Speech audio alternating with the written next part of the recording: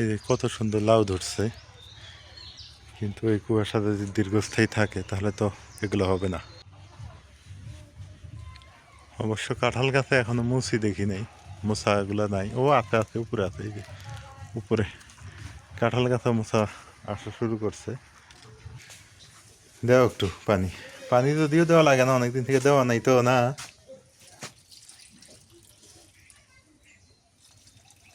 গাছের ইয়েটা মানে ইয়ে করে দেওয়া লাগলে। আসসালামু আলাইকুম, শুভ সকাল। কেমন আছেন সবাই? সকাল সকাল দেখা যাচ্ছে, কিন্তু আসলেই সকাল না। এখন বেলা বাজে 11টা। 11টায় কখনো সকাল বলা যায় না, প্রায় দুপুরের কাছাকাছি। 11টার সময় যদি এই পরিমাণ কুয়াশা থাকে, তাহলে সকালবেলায় কত ছিল? সকাল ভোর 6টা বা 7টার দিকে কত কুয়াশা ছিল? আসলেই সকাল 6টা বাজে একবার উঠছি, উঠে দেখি কুয়াশাতে দেখা যায় না, অন্ধকার।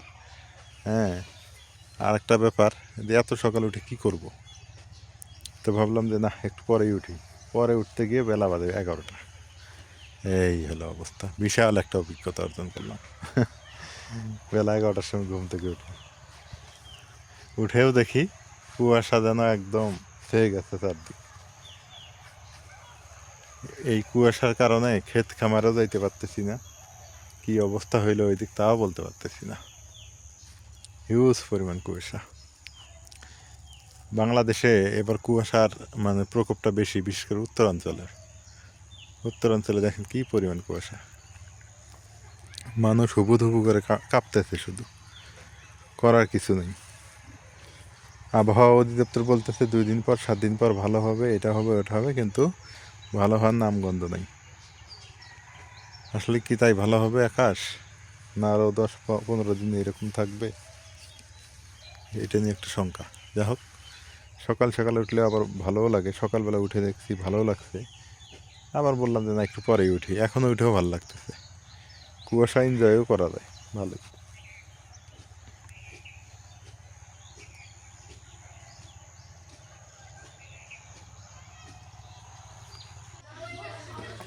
শীতের সকালে গ্রামের বাচ্চা কাচ্চারা বড়ই মানে ইয়া করবে, বড়ই খাচ্ছে আর এই যে খেলতেছে, কি সুন্দর। ভালো লাগে দেখতে, ছোটবেলায় আমরাও খেলতাম এইভাবে।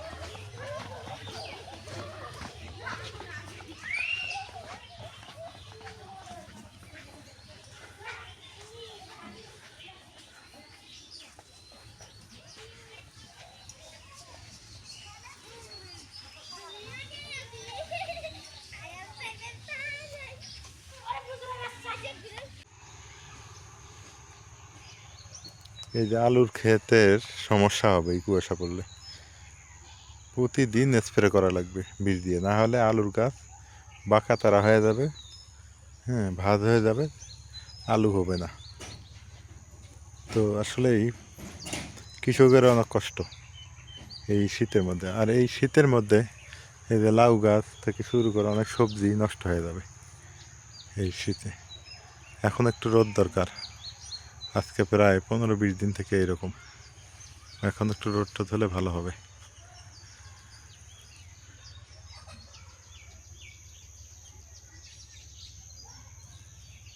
পাখির কলতানে মুখর গ্রামের গাছগুলো। রোদ হলেই বসন্ত শুরু, রোদ উঠলেই বসন্ত শুরু হয়ে যাবে।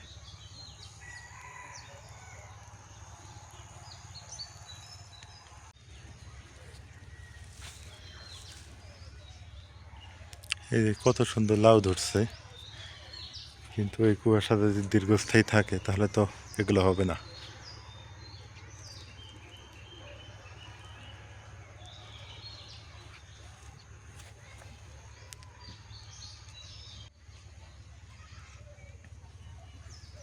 কত সুন্দর লাউ ফুল, লাউ ফুল বলে দিতেছে যে রোদ ওঠো, রোদের দরকার।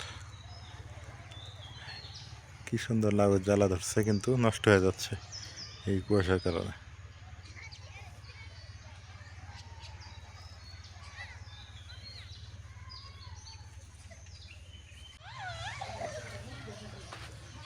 তলে তলে আমের কিন্তু মুকুল চলে আসছে। কি সুন্দর আজকে আমার মানে দৃষ্টিতে আসলো যে আমের মুকুল বড় হয়ে গেছে অনেকটা। বোঝাই যায় না যে মানে বসন্ত চলে আসছে, এটি দেখেন আমের মুকুল চলে আসছে, কি সুন্দর।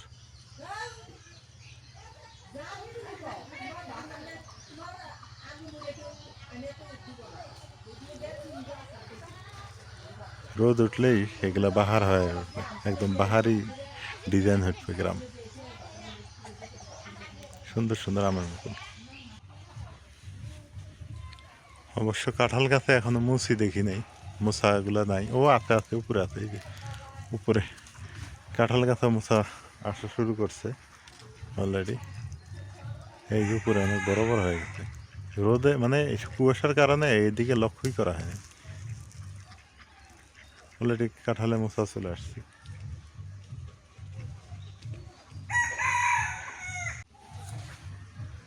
রোদও হচ্ছে না, আর পুকুরের পানিটুকু মানে ইয়ে করতে পারতেছি না, সেচে যে বের করে দেবো সেটা পারতেছি না।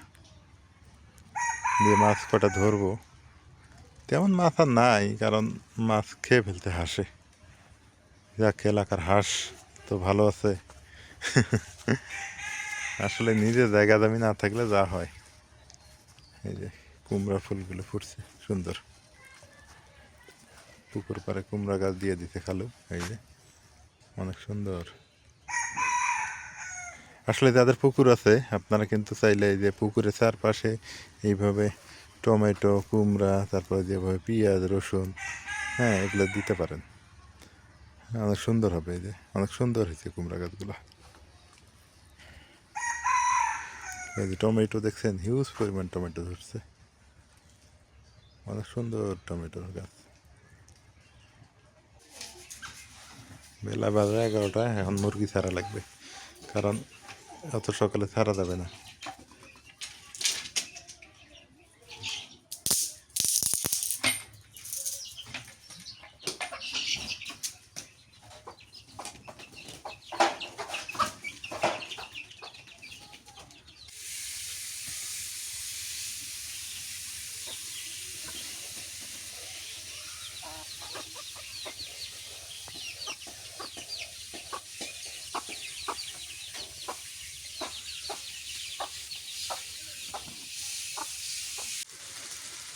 শোনো, মানারও খিদে লেগে গেছে, সকাল বাজে 11টা, কইলাম তো আমার মুখে আসলো। দেখছো আমার দিকে আসতেছে, দিব দিব খাবার দিব, অপেক্ষা করো। হুম, দিবে। অপেক্ষা করো, দেও একটু পানি। পানি তো দিও, দেওয়া লাগে না, অনেকদিন থেকে দেওয়া নাই তো না।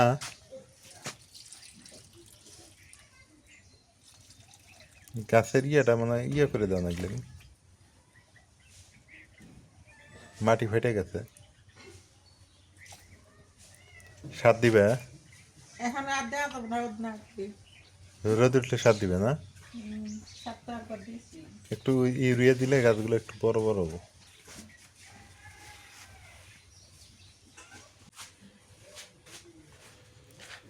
এই যে সোনামানার প্লেট, সোনামানা সুন্দর করে এই প্লেটই খায়। খাও খাও, 11টা বাজে, খিদে লেগে গেছে, আমগরে খিদে লাগছে।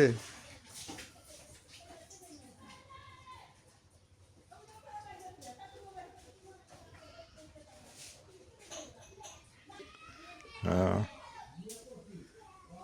যে কুয়াশা পড়ছে, এই কুয়াশায় গরম গরম রুটি খাওয়াই ভালো হবো। আজকে গ্যাস নাই, মাটির চুলায়? ঠিক আছে, মাঝে মাঝে গ্যাস না থাকলে ভাই অনেক মাটির চুলায় রুটি বানাইতেছে আজকে। আজকে আমাদের গ্যাস শেষ হয়ে গেছে। গ্যাসের বোতল কয়দিন যায়? 2 মাস। হুম, 2 মাস যায় আমাদের গ্যাসের বোতল, 2 মাস, 3 মাসও যায় মাঝে মাঝে। শুধু ভাত রান্না করে তো, এই মাসে মনে হয় একটু তরি তরকারিও রান্না করছিল মাঝে মধ্যে।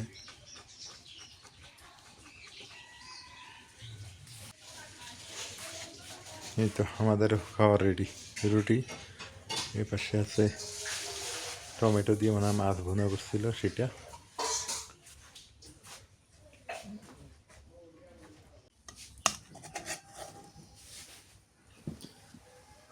এই তো এখন খাওয়া দাওয়া শুরু। রুটি দিয়ে অনেক দিন পর এই যে মাছের এইরকম ভুনা ভুনা একটু খাই। এটা নেই খাও ওটা, বিসমিল্লাহ। খাওয়াই নাই ইলিশ মাছের কাঁটা টোটা সব দিয়ে রান্না করছিল তো, খুব টেস্টি হয়েছে আলহামদুলিল্লাহ।